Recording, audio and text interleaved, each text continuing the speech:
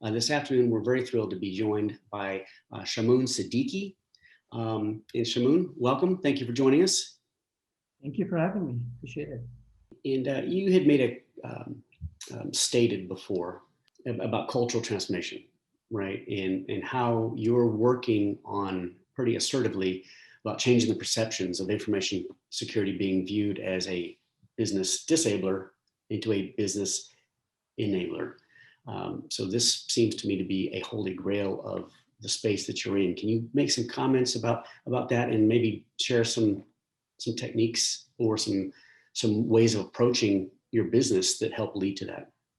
Yes, certainly. I think security has evolved from being a policing function to a service in my mind. And policing doesn't work. It can work to some extent, but people will always find a way. If you're not there to help, then they'll find a way around you. And we've seen this happen in countless organizations where developers and infrastructure engineers just bypass security. They just make it very, very difficult for security to be implemented because they just don't like that oversight. So what I discovered many, many years ago that unless we become service oriented, we are there to help, right? That's the primary motivation. In one particular company, when I arrived there, information security was the most hated function. They were, locked away in a small corner of the HR area. They weren't allowed to interface with anybody, and they were generally considered to be, a team that you could not work with.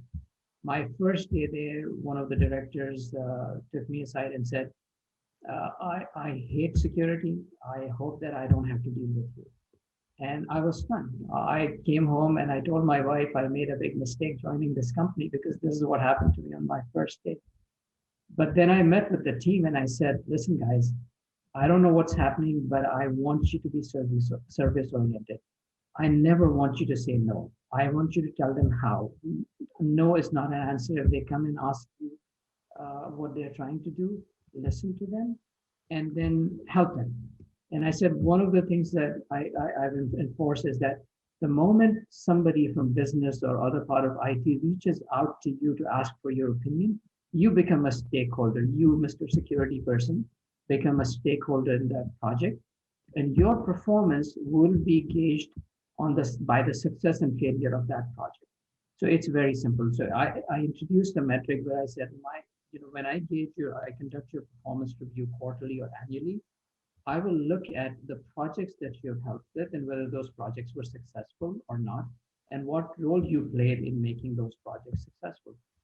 That resulted in a complete mind shift literally overnight. People became a little more accommodating and tolerant. And my assertion to them was that, don't act like you're superior and they come and ask you and you become intolerant. The reason you have this job is because they don't know. And no matter how many times you have to tell them, it's your job. You're getting paid for it. So it's nothing extraordinary in that sense, but something as simple as this can result in a seismic shift in the culture. And I've seen this happen over and over again. That if you act, in a service-oriented manner, and you are there to help people, and you're not demanding, and you're not criticizing, then they will come to you. And I've seen this in my 3 or 4 past companies. Neiman Marcus is extraordinary, where I literally have business leaders come and tell me that this is what they're going to do from a security perspective. Am I okay with that?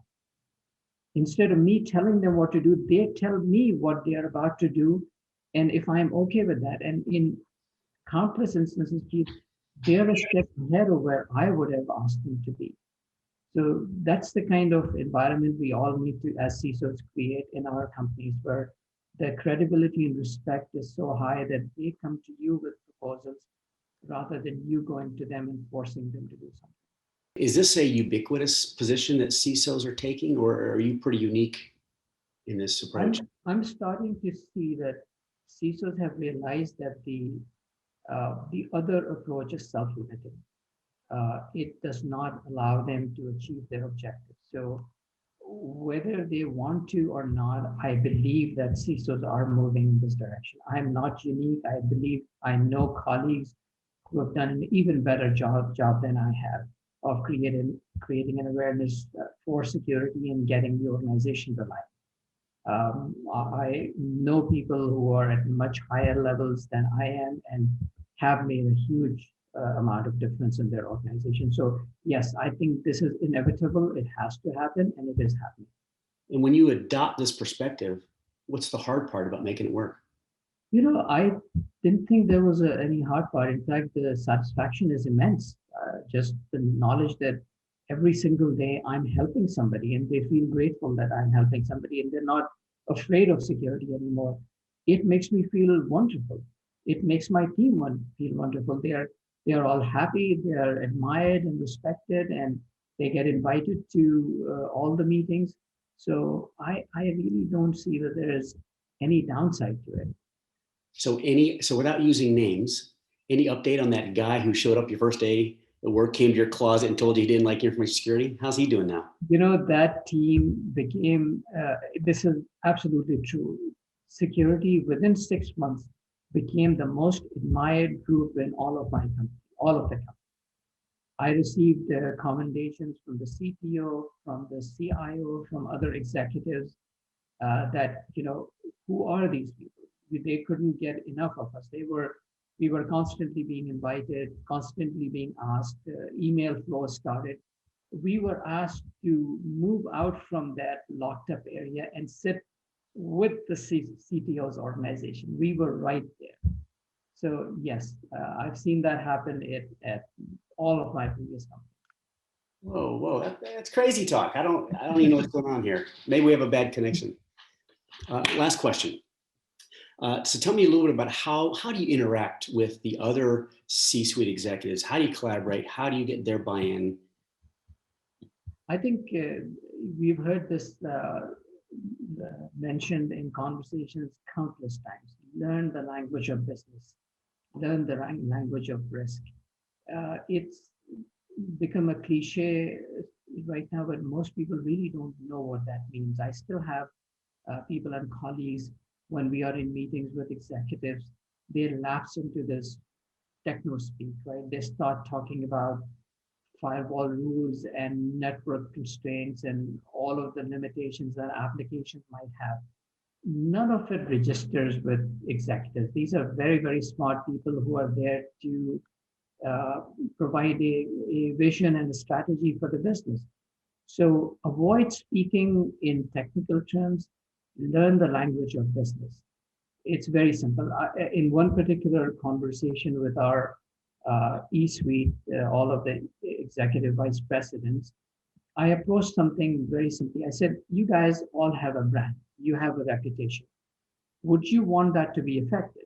Would you want anything negative to happen to that brand? I said, you may consciously not realize it, but you have a brand, whether it's with your friends or family or on the internet and social media, you have a brand.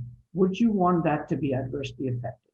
And the universal answer was no. I said, then if you don't, then these are the constraints that you have to practice. This is what we have to do at the organizational level and at the personal level. So that's the kind of conversation that goes across well with executives, because it was simple enough for them to understand.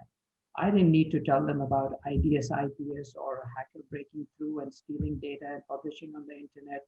None of that was necessary. It was simply a matter of explaining to them that this was going to affect their reputation and brand of the company, of the individuals. Hope you heard a few things that triggered some new thinking for you. We do these conversations on IT topics weekly, so please feel free to subscribe to our YouTube channel.